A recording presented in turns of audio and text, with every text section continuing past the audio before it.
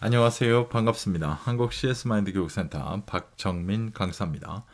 2022년 10회차 기출문제 분석 풀이 동영상 실무론 저희 11번부터 20번까지 문제풀이 분석 동영상 시작하도록 하겠습니다. 11번입니다.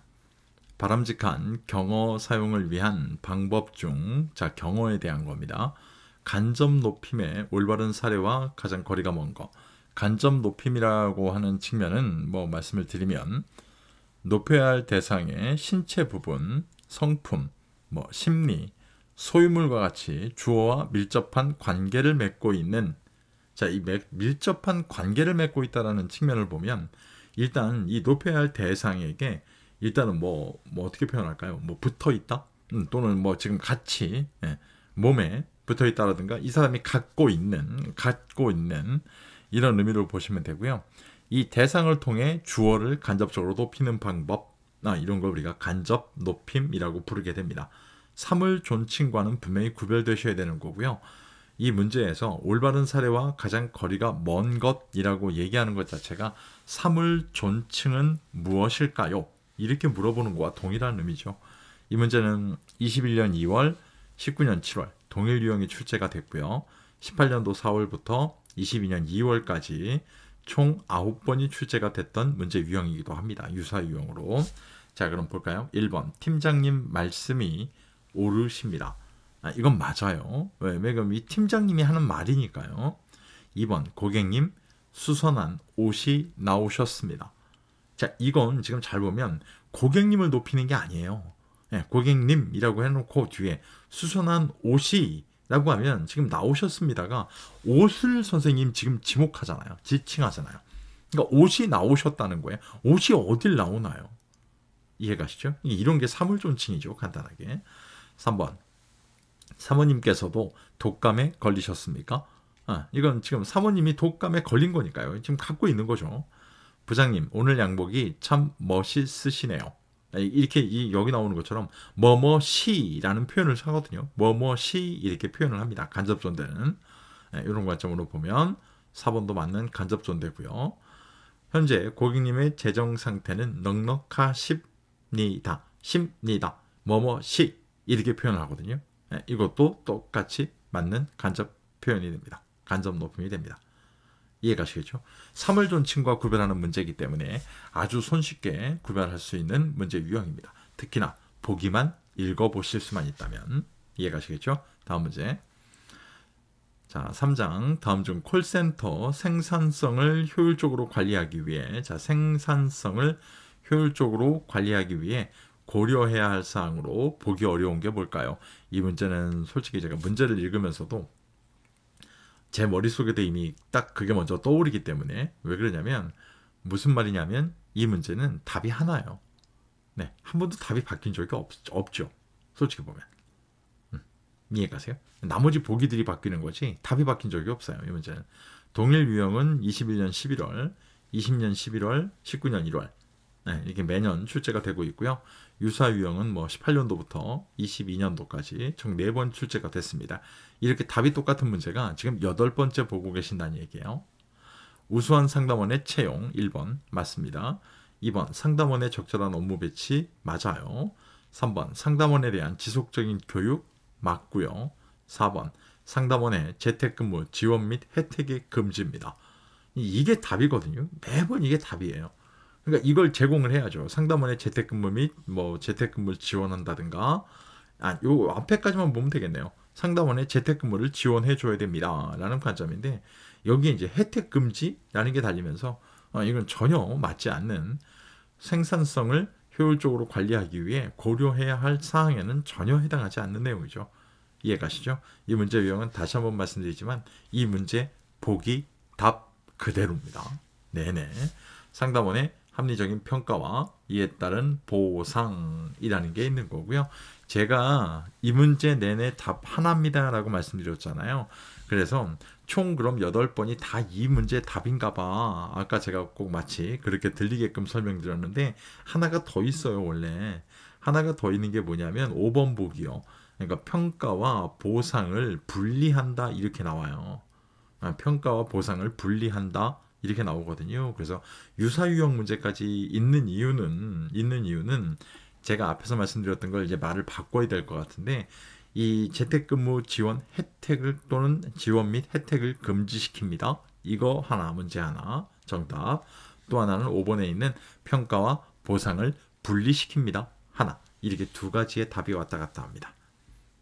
이해가시죠?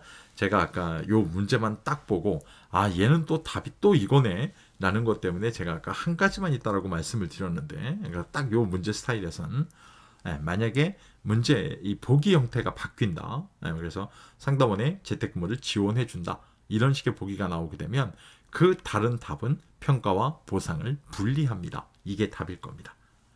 이해가시죠? 답 두 가지 나오는 형태를 다 알려드렸습니다. 선생님들, 다음 문제.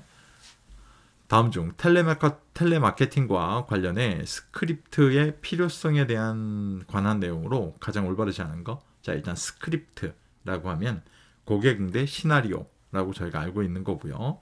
여기에선 시나리오라고 되어 있는 거지 시놉시스는 아니다라는 거. 시놉시스는 요약 줄거리지 대화 대본은 아니거든요.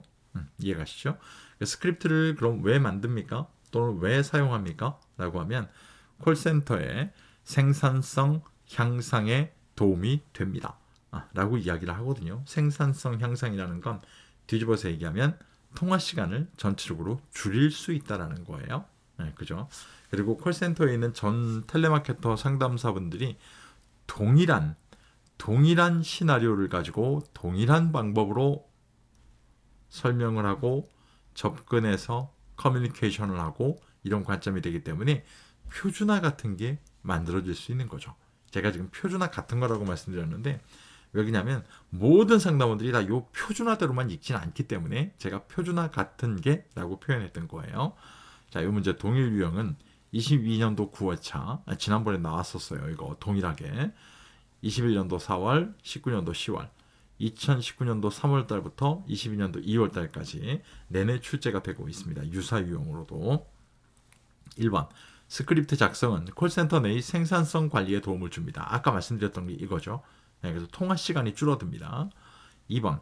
스크립트 작성을 통해 통화 목적에 대한 효율적인 메시지를 고객에게 전달할 수 있습니다. 맞아요. 이래서 고객 응대 시나리오라고 하는 거예요.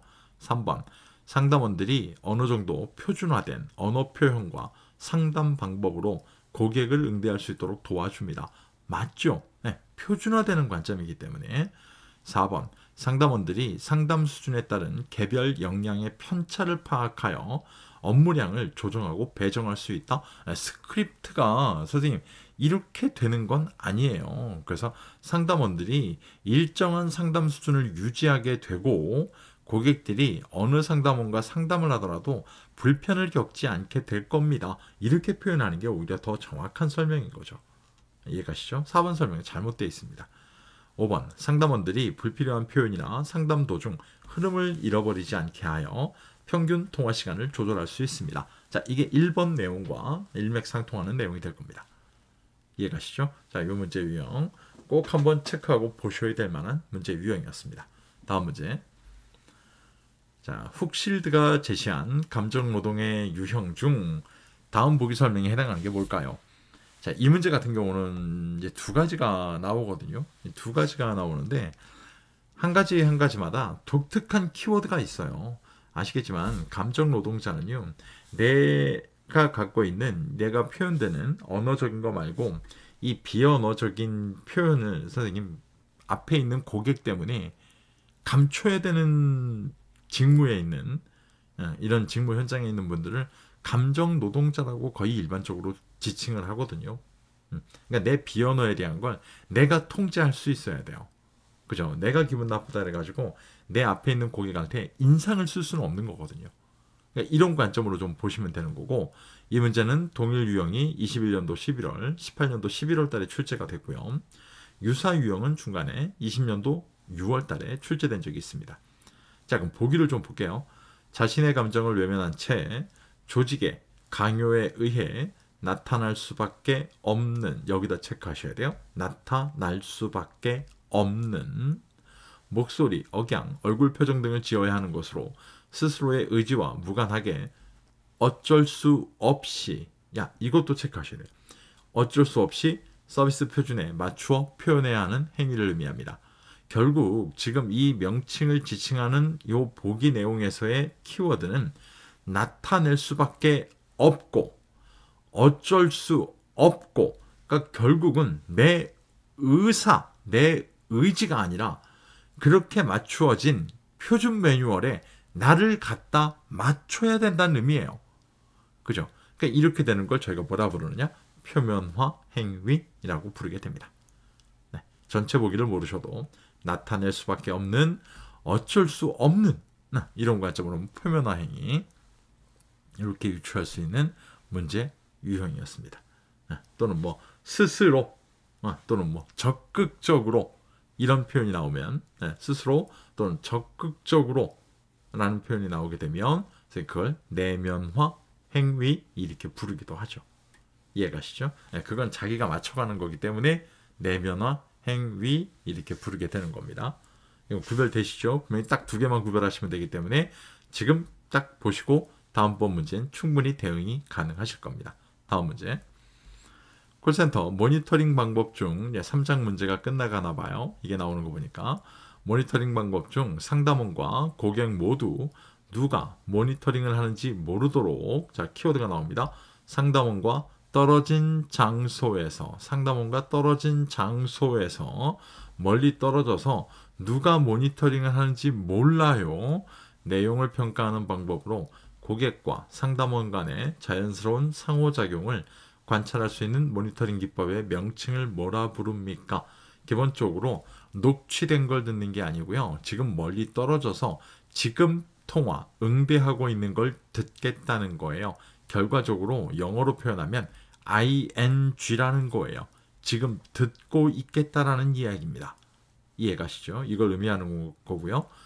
이 문제는 22년 6월, 21년 6월, 20년 4월, 18년 4월 다 동일 유형으로 출제가 된 적이 있었고요. 아래 보시는 5개 보기 중에 ing, 녹취된 걸 듣는 게 아니라 ing의 형태를 갖고 있어요 라고 하는 걸 뭐라 부릅니까? 사일런트 리모트 모니터링이라고 저희가 부릅니다.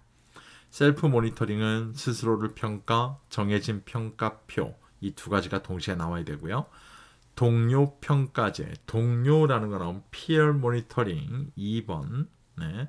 리얼타임 모니터링, 마치 실시간처럼 영어 해석을 하면 됩니다만 저건 실시간이 아니고요. 녹취된 걸 듣고 있는 거고, 정해진 평가표, 네. 정해진 평가표, 이렇게 유추할 수 있는 키워드죠.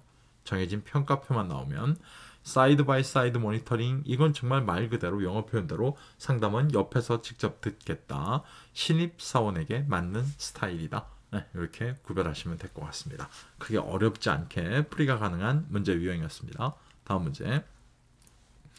자, 4장 비즈니스맨으로 왔습니다. 다음 중 악수 예절에 대한 설명으로 가장 올바르지 않은 게 뭘까요? 악수 예절.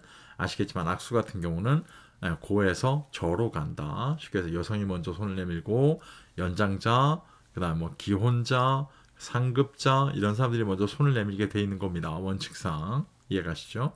자, 이런 걸 기반으로 시작하는 문제. 그러니까 동일 유형은 22년도 9월, 21년도 12월, 20년도 9월 이렇게 출제가 됐고요.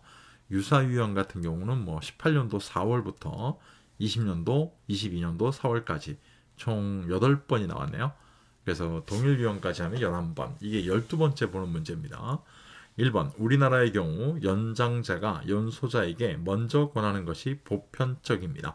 맞아요. 이건 당연히. 고에서 저로 간다고 했잖아요.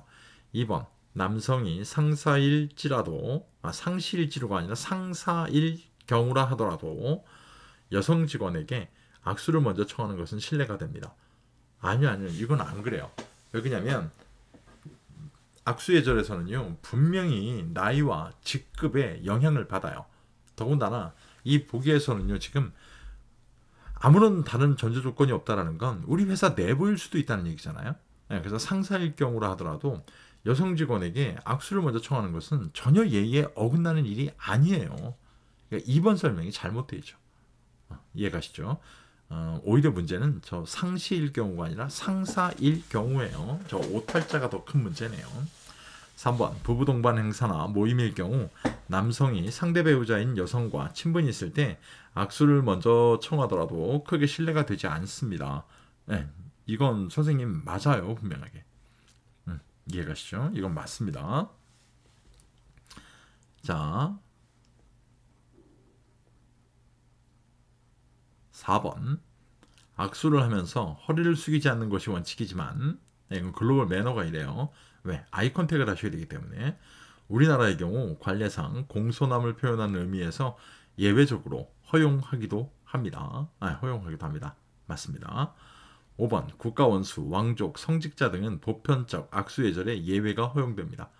그러니까 이분들은 뭐 남성이 먼저 손 내미는 거 아니잖아요 라고 했을 때 교황 할아버지가 가서 손을 내밀어 주는 것 자체가 축복이다 라고 그 종교를 믿는 분들은 생각하시는데, 교황 할아버지가 가서 악수하겠다고 여성 신도 앞에서 기다리고 있다? 이건 좀 저희가 상상하기도 어려운 그림이잖아요. 이해가시죠? 이런 관점으로 보면 나머지 다 맞는 설명이고 2번 설명이 잘못되어 있습니다. 선생님들 체크하고 보시면 될 것 같아요. 다음 문제. 다음 중 비즈니스 상황에서 지켜야 할, 자 이번엔 전자우편, 네티켓, 이메일 네티켓입니다. 대한 설명으로 가장 올바른 거. 자, 이 문제는 좀 하나를 먼저 좀 말씀을 좀 드려야 돼요. 이게 왜 그러냐면 이 전자우편, 이 네티켓이라고 이제 불려지는데 이 네티켓의 문제가 언제부턴가 모르겠지만 계속 이젠 틀린 보기가 아니고요. 올바른 거 찾는 문제가 나와요. 올바른 거 찾는 문제가. 그러다 보니까 기본서를 보신다든가 또는 다른 문제를 보실 때 이거는 보기 전체를 꼭 다 보는 연습을 하셔야 돼요. 네. 그러니까 올바른 걸 찾는다는 건 나머지 4개가 지금 다 틀렸다는 얘기거든요. 이해가시죠? 그러니까 이런 식의 문제가 웬만하면 잘 안 나오는데 이 네티켓 문제가 지금 이렇게 변형이 돼 있어요. 이 관점을 좀 보실 필요가 있고 1번 약어 및 속어 사용을 통해 보다 명확한 의미가 전달될 수 있도록 합니다. 잘못됐죠. 이건 사용 안 하시는 게 좋아요. 2번 대다수의 비즈니스 메일은 빠른 답변을 원하기 때문에 빠른 답변, 가능하면 24시간 이내, 수신하는 즉시 답장을 보내는 것이 원칙입니다. AI가 아닌 이상 이렇게 잘 못하죠. 사람이 실제로. 3번 상세한 정보를 전달하기 위해 첨부 파일은 용량에 상관없이 모든 경우에 예외를 두지 않고 발송해야 됩니다. 아니요. 가능하면 안 보내시는 게 좋아요. 가능하면 안 보내시는 게 좋고요. 4번 수신자의 동의에 상관없이 유머 메일 또는 정보성 메일을 통해 상대방과 유대감을 강화하는 것이 중요하다. 유대감이 생길 수 있는 상대가 있을 거고요. 오히려 혐오감이 생기는 상대도 분명히 존재할 거라는 거예요. 이해가시죠? 그러니까 상대방의 동의를 받으셔야 되는 거죠. 이건 분명하게. 강요할 수는 없는 거잖아요. 5번 첨부 파일의 용량이 큰 파일의 경우 다운로드 받을 때 시간이 많이 소요되기 때문에 압축하여 보내는 것이 좋습니다. 가능하면 첨부 파일은 압축해서, 특히나 파일이 여러 가지가 있을 경우엔 압축해서 그 압축 파일에는 보내는 사람의 이름을 꼭 명기해서 보내주시는 게 좋겠죠. 자, 그럼 5번 설명이 맞는 설명이 되겠습니다. 다음 문제. 국제 비즈니스 매너를 위해 숙지해야 할 국가별 문화 특징에 대한 설명으로 가장 올바르지 않은 거, 이거 잊혀질만 하면 출제가 됐던 문제 스타일인데 최근 들어서는 조금 자주 보이죠. 문제 스타일이. 이것과 동일한 문제는 22년 8월, 22년 5월, 21년 8월, 18년 7월 이렇게 4번이나 이미 레퍼런스 동일한 문제가 있고요. 유사 유형은 22년 6월 달에도 유사 유형의 문제가 출제된 적이 있습니다. 자, 1번. 영국은 승리를 나타내는 V자 사인을 할 경우 반드시 손등이 상대방을 향하도록 해야 됩니다. 손등이 상대방을 향해야 될까요? 이렇게 되면 영국과 이 프랑스, 유럽은요, 욕이죠, 욕. 그죠? 그래서 1번 설명은 손등이 아니고요. 손바닥이 선생님 상대방 쪽에 보여야 돼요. 손바닥이. 제가 지금 영상이 없어서 보여드리지 못하겠지만 손바닥이 상대를 향하시게끔 V자를 하시는 게 원칙이에요. 그죠? 손등은 내가 봐야 되는 거죠. 내가. 이런 쪽으로 보시면 되고요. 2번, 3번, 4번, 5번 다 맞는 설명입니다. 전부 다. 근데 이건 제가 읽지 않는 이유가 뭐냐면 여러분들이 꼭 한번 읽어보셔야 돼요. 왜냐면 얘네는 뭐 암기하거나 이게 아니기 때문에 한 번만 읽어보신다면, 이 문제 2번, 3번, 4번, 5번에 대한 거 한 번만 딱 읽어보시면 얘는 향후에 얘가 틀린 보기가 나오더라도요 분명히 구별해낼 수 있어요. 기본적으로. 이해가시겠죠? 이런 관점을 좀 보시면 되고요. 이 문제와 연관 있는 것들, 뭐 나온 것들 보면 아시겠지만, 뭐 5월 8일 우리나라는 어버이날, 하지만 프랑스는 종전기념일. 그래서 붉은색 카네이션 선물하지 않죠. 가능하면.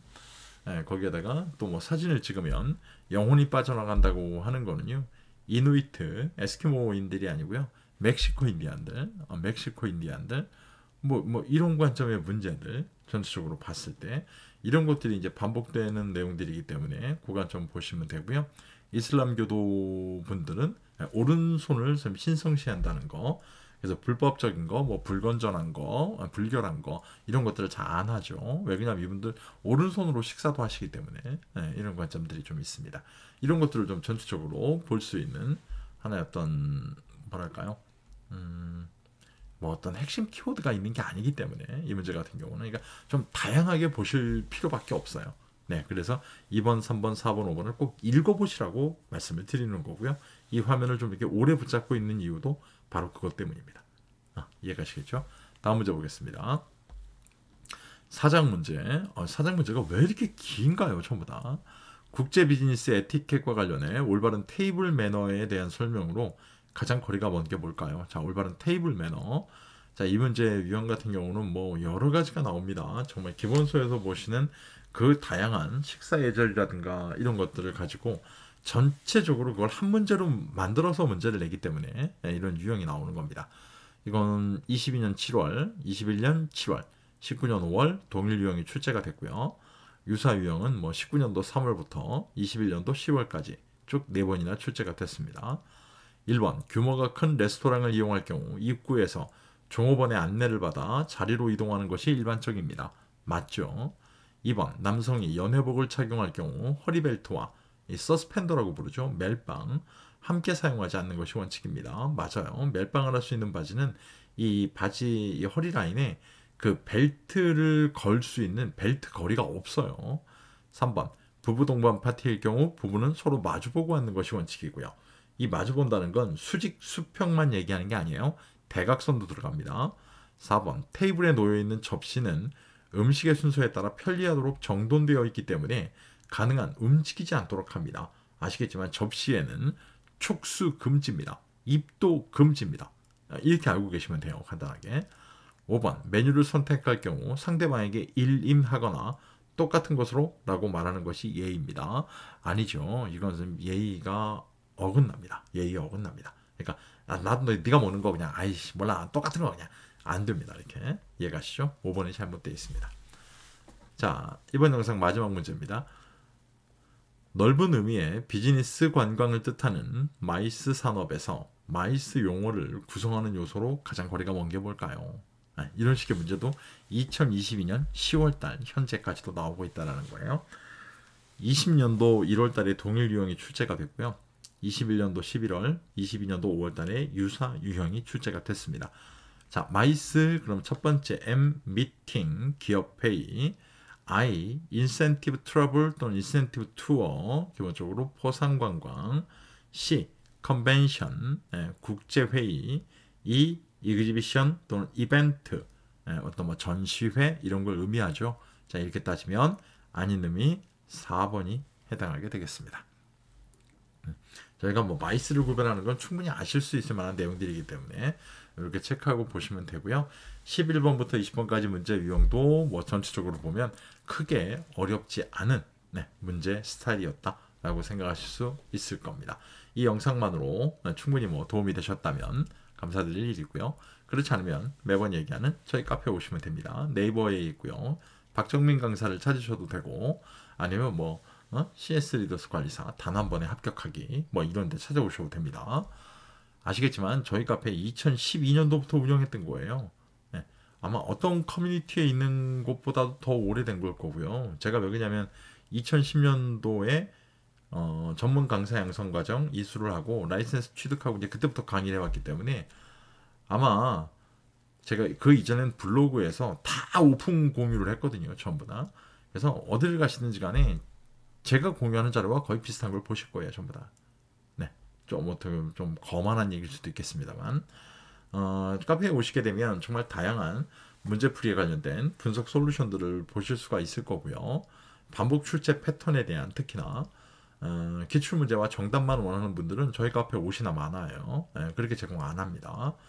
단 한 번에 합격해야겠으면 앞에 보시는 챕터별 기출문제 분석 솔루션 구매하신다면 그냥 읽어만 보시더라도 현재까지 총 90문제 시험 중에 동일 유형의 기출문제가 75문제에서 80여 문제가 반영되는 동일 유형으로 그런 기출문제집은 없어요. 시중에.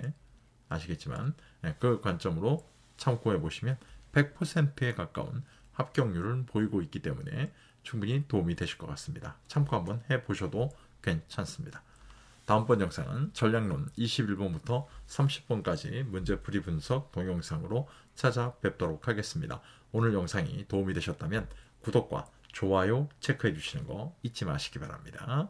물론 매번 얘기하지만 하기 싫은데 안 하셔도 됩니다. 긴 시간 고생 많으셨습니다. 고맙습니다.